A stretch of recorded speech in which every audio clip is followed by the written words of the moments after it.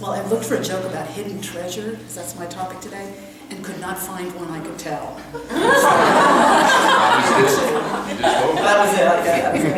But so I've got an old golden oldie for you that hopefully you all haven't heard. It's about a businessman who ordered flowers to send to a friend who was opening a new branch office. And the business got there for the celebration, the grand opening of the office, and he was shocked and dismayed to find that the flower arrangement was there, but with the inscription, "Rest in peace." He was kind of furious, and so he went immediately by the flower shop to complain. And of course they apologized, but then the florist said, "Well, just think, it could be worse, because today someone was buried under a flower arrangement that said, 'Congratulations on your new location.'"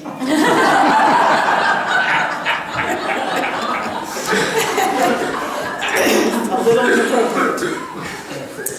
So, things can go wrong sometimes despite our best plans. I guess that's the moral of that story. But I wanted to share some ideas about treasure.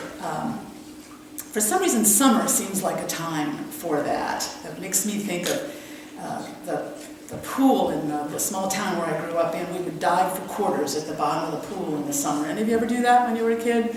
Diving for treasure at the bottom of the pool.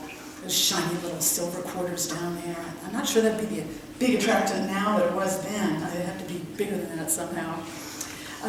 We loved treasures. All kinds of treasures. Shelling at the beach is a kind of looking for treasure thing. If you go to the ocean, a beach of any kind in the summertime, I love to look for shells.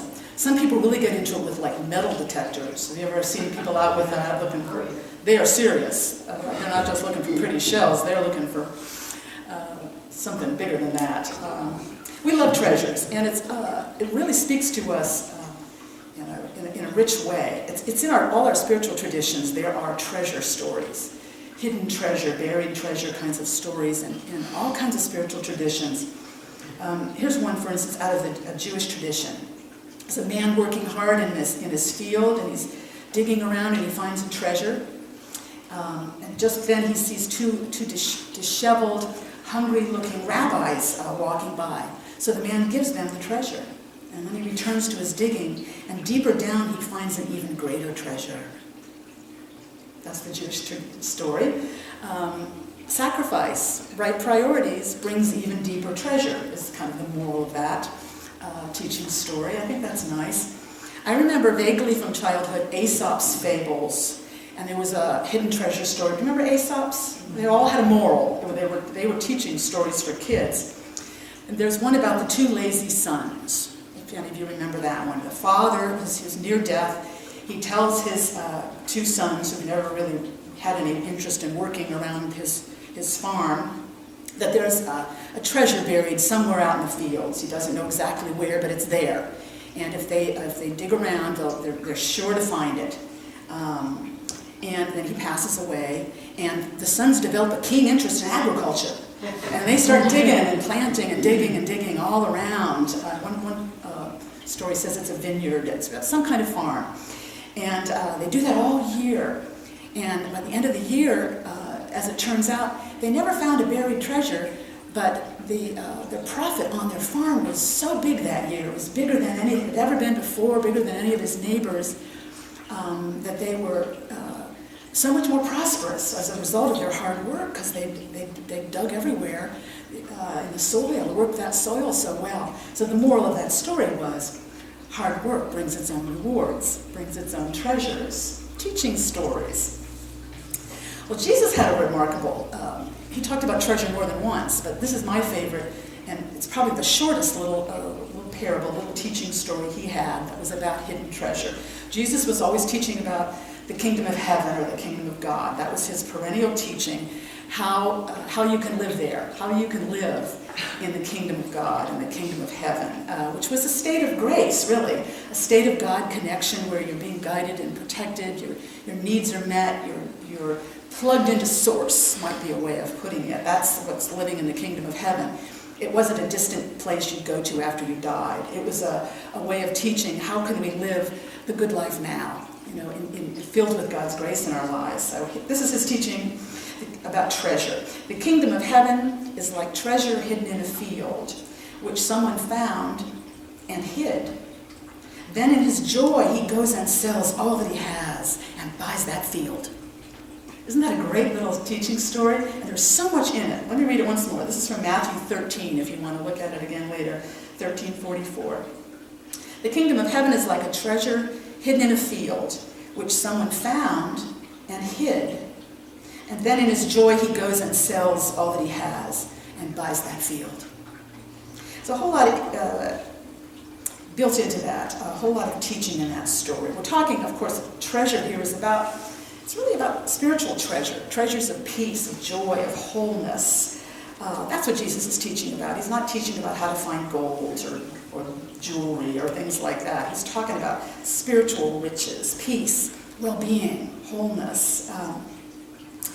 And this is a teaching about how it starts. How do we come into that kingdom, into that state of grace? And he's saying it starts with God's great generosity. It starts as grace. We just find a treasure. We find a treasure. Nothing about earning it. Nothing about working hard for it or sacrificing, really. We just find it. Somebody finds a treasure hidden in a field. And they're so excited about it that they put it away, they hide it. But then, that's the next stop. They buy the field. Now that's, I think, is a very, really interesting second part of that. We get these gifts of grace, God's great generosity operating in all our lives, the treasures we find. And then the next step is we buy the field. And a field it's a place we work, right? It's a field we work in. There's all kinds of fields, but I think this is, the metaphor, this is a vineyard or a farm. It's a field that's meant to be worked and plowed and cultivated. So to me that suggests, it's like we have God starts the process with this grace that's available to us and these treasures we find. And then in our joy, because we want to experience more of that grace, we buy the field, we make a commitment to cultivating it, to living and working in the fields and doing what will bring us more and more of that grace and that goodness. Think of it as kind of I was thinking about that, it's sort of a field of energy we commit to working, or a field of opportunity. There's a lot of scriptures about the fields of the Lord. So that's what we kind of make a commitment to work with then, because we want to experience more joy, more fulfillment, more abundance. Sometimes we have a little difficulty with this idea of God's great generosity, that these treasures, these glimpses of grace come to us, and they really don't have anything to do with our hard work or deserving. They really come to us all. God makes the rain to fall on the good and the evil, the righteous and the unrighteous, the sun to shine on us all. It's not the old cold work ethic that you've got to work hard and become deserving, and then you might experience some treasures of grace in your life. That's not what Jesus taught. Jesus taught God's generosity is available to us all. Treasures are here for us to find and discover. We don't have to prove our worthiness. And sometimes that's hard for us human beings, especially raised on a kind of a Puritan ethic or a strong work ethic. It's hard for us to receive grace and really soak that up. We've been watching on and off a little program, I can't remember whether it's on Netflix or where, but called The Kindness Diaries. Has anyone seen it out there? It's about a man, he's actually kind of wealthy, he doesn't have to work anymore, but he decides to kind of prove to himself how basically kind people are. He travels all around the world on his motorcycle and living off the kindness of strangers. He doesn't take any money, and so he's completely dependent on others for food, gas for the motorcycle, and a place to sleep at night. And he goes around the world this way, country to country, and whenever he comes upon someone that is just so kind, and they really are in a situation where they really could use some help in a significant way because they're doing good work in the world, he'll make special gifts. It could be a rickshaw for a rickshaw driver in India who's trying to support his family and has to rent one, or for a doctor who's doing hundreds of cataract surgeries every week and with inadequate funds in wherever that was, Cambodia or somewhere, and he funded 100 cataract surgeries, and he makes these little gifts. And one of the things you find out is how difficult people find it to accept. how difficult it is to receive grace. Wait a minute, I didn't do anything to deserve this. We struggle with that. I think Jesus knew that, and he was really trying to teach us we have to be willing and ready to receive this great generosity of God that's going on around us all the time. So what does it look like in our lives? Because I think we're finding hidden treasure really all the time. It comes again and again in our lives, thank God. God's great generosity is at work all the time.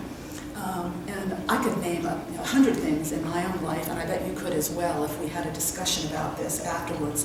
Sometimes it's something that happens to us, an unexpected blessing that occurs. Sometimes it's something that comes through us from another. They say something, they model something for us, and we receive that as really an act of grace, and we think, I want that. I want what he has. Has anyone ever felt that? I want what she has. That's a glimpse of grace, and that's a treasure. That's a treasure to receive and take in deeply. And I've had that happen countless times. I remember years and years ago, I was thinking about this week. I had wanted to live in a big city after college. I just graduated from college, so I moved to New York City, which was really a little bigger than I could handle. It's a very big city. I'd go around like a small town girl on the street, hi, which you really shouldn't do in New York City. It could get vagrants would follow me for blocks until I learned to put a little bit of a street face on. But it was a challenging time. I was 21, 22. I stayed with a friend in Queens and took the train into the city, subway into the city every day, and looked for an apartment, and looked for a job, went to employment agencies, and I wasn't sleeping well. I was dealing with a lot of anxiety, adjusting to the city and the dangers of the city, and it was a challenging time. So one day, I must have looked it up. I don't recall how I found it, but there was a Unity Center very near where I wound up finding a job. I found a job at an advertising agency, and only a few blocks away was the kind of office building and class building for Unity in New York City. And I went to a noon hour meditation and there was an associate minister there whose name I don't recall, and a smattering of people around the room, and this lovely meditation underway, where it's just deeply relaxing. He went through kind of every muscle of the body to kind of tighten and relax it. And I left with this feeling of peace that I don't think I'd ever had before. And I thought, I want that. I want what he has, what he showed me. So I bought the field. I bought the field. And I started going to that noon hour meditation pretty often. And I decided to make the trip on Sundays to Lincoln Center, which is where they held Sunday services, and where the great Eric Butterworth was minister at the time, by grace. I had no idea who Eric Butterworth was. He's written countless books, and just a luminary. He's no longer with us, a remarkable luminary in Unity. And I began to buy books in the bookstore and read them at night, and begin to learn to control my thoughts and fears and emotions, and to learn that you can do that. You actually can get a grip of your thoughts. That was a new concept. So the treasure was there, arranged for me, and a noon hour meditation I stumbled upon, a perfect meditation for me that modeled something for me, that glimpse of grace. That was the treasure. Right there, but hidden. It was invisible to me until I discovered it. Like that farmer who found it in the field. It was right there, but I discovered it. I stumbled on it by God's great generosity, because these gifts are around us all the time, like precious shells on the beach. And I took that next step because I wanted more of that. Just like that farmer bought the field so he could keep digging around and maybe find more treasures. I wanted to do that too. You buy the field then and you work it. You work it so that you'll experience more grace in your life. I bet in your life you've had moments like that, occasions like that, when you have just stumbled upon a treasure, and then it's kind of reminded you, yeah, I want that, so I'm going to work it. I'm going to buy the field, and I'm going to cultivate this. And it's interesting, there's no time limit on these things. You might remember a gift of grace that you received, a treasure that you found, a decade ago. There's no time limit on these things. I was, a word, an idea, an image will stay in consciousness a long, long time. A long, long time. I was talking to a friend just last week who is dealing with some financial issues. Really feels like she really needs to sell her home. Doesn't know exactly how this is all going to work out, and the home needs a lot of work. But she really needs to move toward greater abundance. And she happened to share with me that one of the things that's really energizing her and steadying and strengthening and guiding her through this process of fixing up the home and not even knowing, if she's going to be able to sell it or how this is going to work out, is something she heard in a sermon by Reverend Robin Volker several years ago. Some of you might have heard the same sermon. Must have been before she moved. And she shared in her sermon a process she was going through with fixing up their home. They had seen a place they wanted to buy, a retirement place that looked beautiful to them, but it was too much. They weren't able to afford it at the time, but they wanted to make that move and sell their home, so they just started preparing their home for sale and trusting details would work out. This resonated 4 or 5 years later in my friend's consciousess. This is inspiring her, this idea, and the treasure there, the hidden treasure was to prepare for blessings in confidence and in faith before they appear. That was a powerful teaching. That was a treasure. That was a treasure. And my friend, she soaked it up. She took it in. Because maybe that's the step in the middle that we really should take note of. You stumble on a treasure, something, you get a glimpse of grace. There's a treasure that reaches you, an idea, a word, an image, and you soak it up. You really take that in. Like Carla's song, we breathe. We really breathe that in. Let it work on us. And then we buy the field. Because then we know this is really a treasure. This is lifting me up inside. I want more of this. My friend bought the field when she began to do that work on her own home in confidence and faith. And I know it's going to work out. She's going to be guided through to greater prosperity. It's a wonderful little quote from Rumi I've always remembered. He wrote in one of his poems, "Sometimes a door opens and a human being becomes a way for grace to come through." I think that actually happens a lot. Human beings becoming a door for grace to come through. A word they say, something they model, something they say or show. It's happening all the time to inspire us and bless us and support us in our onward movement. We had an interesting experience of this abroad when we were in Ireland I can't remember what it was, Dingle. It was in Dingle, which is a little Irish town, lots of art galleries and music in the pubs and so on. And it was our first evening there, and we were walking around Dingle. Joe and I, it was getting dark, so it was probably 9:30 to 10, something like that. And we happened to see down this little side street a gallery window, a big glass gallery window with this huge painting in the window of a seascape. And an amazing seascape. I've never seen them like this. She looks really, really large, like 4 by 5 feet or 6 feet. Big waves so close you're like inside them, with light pouring in, light in different colors. It was astounding. And it was all lit up, and we were gazing in the window, and then we noticed there was movement inside, and then lights going out, and then we heard keys, somebody coming out the door of the gallery. So we said, it must be closing up. We'll try to come back over the next day or two. But she saw us and she said, "Oh, no, come on in." She reopened her gallery, turned on all the lights, and in we went, and got a little tour, saw some of her paintings. She wasn't in any hurry. And then she locked up, and we left with her and walked down the streets of Dingle toward wherever she was parked. And she told us some of her story as an artist, how she found her own focus as an artist, how she used to worry more about what people wanted to buy, and how she found her own stride. She spent a month alone on an island doing nothing but sketching the water, and found her own focus and did just that. Very interesting. That was a treasure. That was a hidden treasure, a treasure stumbled upon in a field. Because Joe, of course, as you know, is an artist, and he'd been doing a lot of seascapes. Is that a coincidence? I don't know. These things, there's an amazing mystery about these glimpses of grace, these little hidden treasures we stumble upon. And our role then is to soak it up, breathe that in. What are you going to do with that? What does that mean? How can that inspire you? How can you work that? And then you buy the field. And then you buy the field. I was reminded again of a good movie some years back, really sort of about this kind of thing, treasure seeking, treasure finding.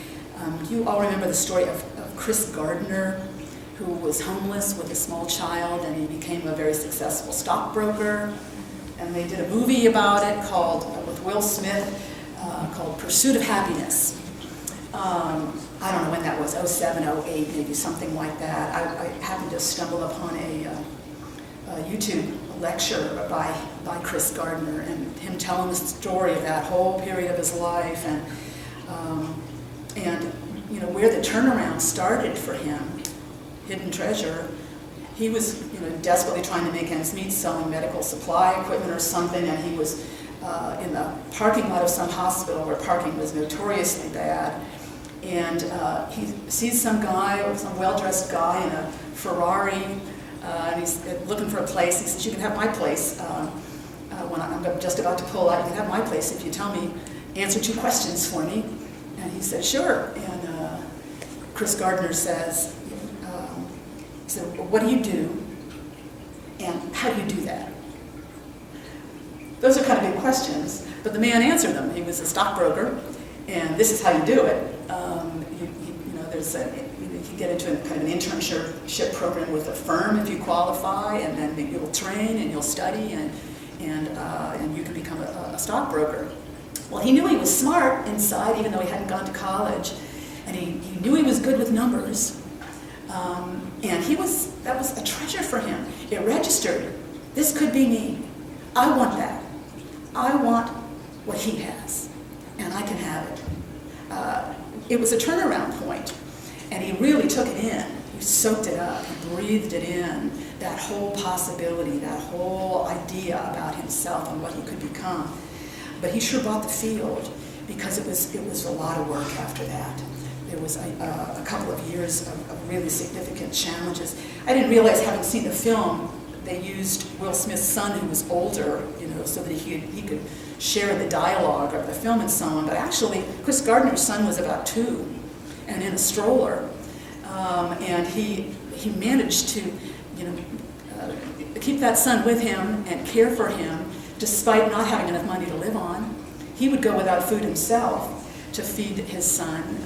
He spent 4 hours in transit going back and forth to a woman that would take care of him while he went to his job, because you can't afford expensive daycare when you're, you know, living on a pittance every month.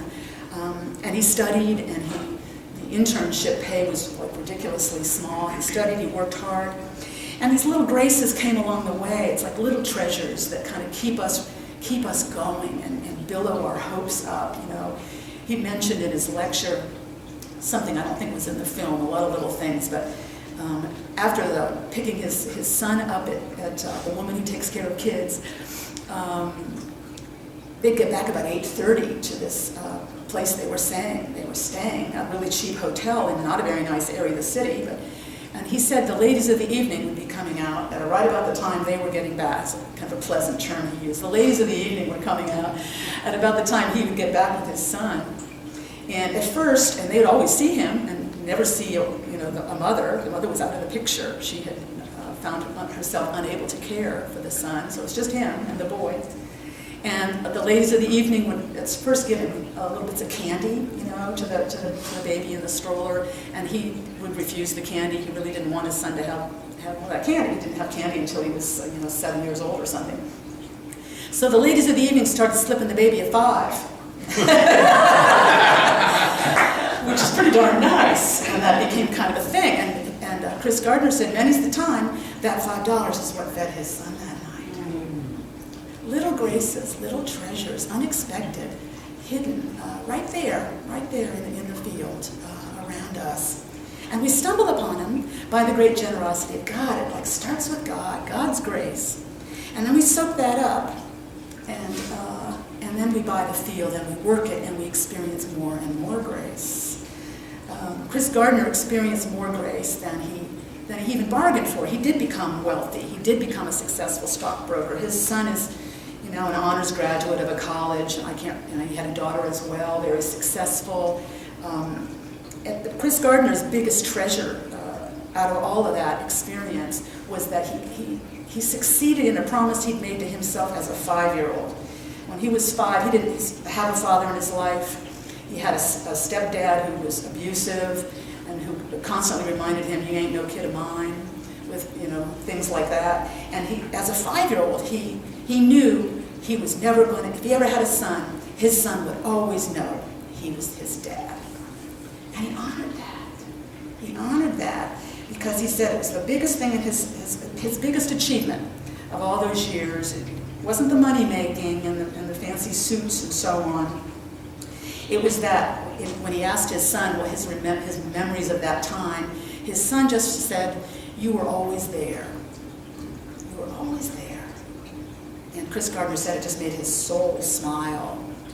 That was the biggest grace. That was that he received, and it wasn't one he was even really conscious of as he was working in the field, and moving toward greater abundance in his life. But he received those treasures, that guidance along the way. He soaked it up, he breathed it in, and he let it guide him. And he worked it. He stepped up to it. And I think it's important to take note, it isn't kind of work that's like drudgery work, like have-to work. It's wanna work. It's joyous work because you want to experience more of what you've already received. So God starts the process with these treasures of grace that we stumble upon.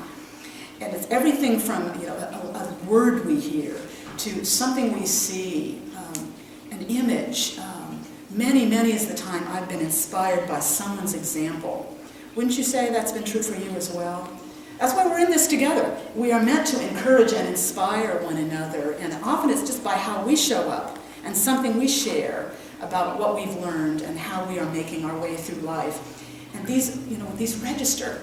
We soak these up, we take these in, and then we buy the field. We buy the field because we want more of that experience in our lives. What glimpses of grace are you getting right now, perhaps?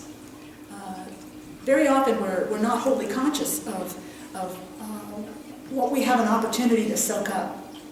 And I think that's something to kind of have our antenna up for. How are you being inspired right now? What are you stumbling upon? What treasures of peace, of wholeness, treasures of wisdom are you finding, are you discovering in your day-to-day life? And perhaps there's something there that you are really meant to soak up. Let it uplift you, let it inspire you. And then maybe there's a field you want to buy. Maybe there's some work you want to do that you just know intuitively is going to bring you more of that kind of grace. So it seems to me a good affirmation to take today is this one. I am open to God's grace. I am open to God's grace. Let's say that together. I am open to God's grace. Let's take that into prayer for a moment and affirm that more deeply within our hearts and minds. We are wide open to God's grace, to God's great generosity at work in our lives and all around us. Treasures hidden in plain sight all around us, and we are ready to discover them. We're ready to soak them up, to let them uplift us and inspire us and lead us onward toward greater joy and peace and fulfillment. We thank you, God, for your unfailing presence with us and your power at work in our midst. So it is. Amen.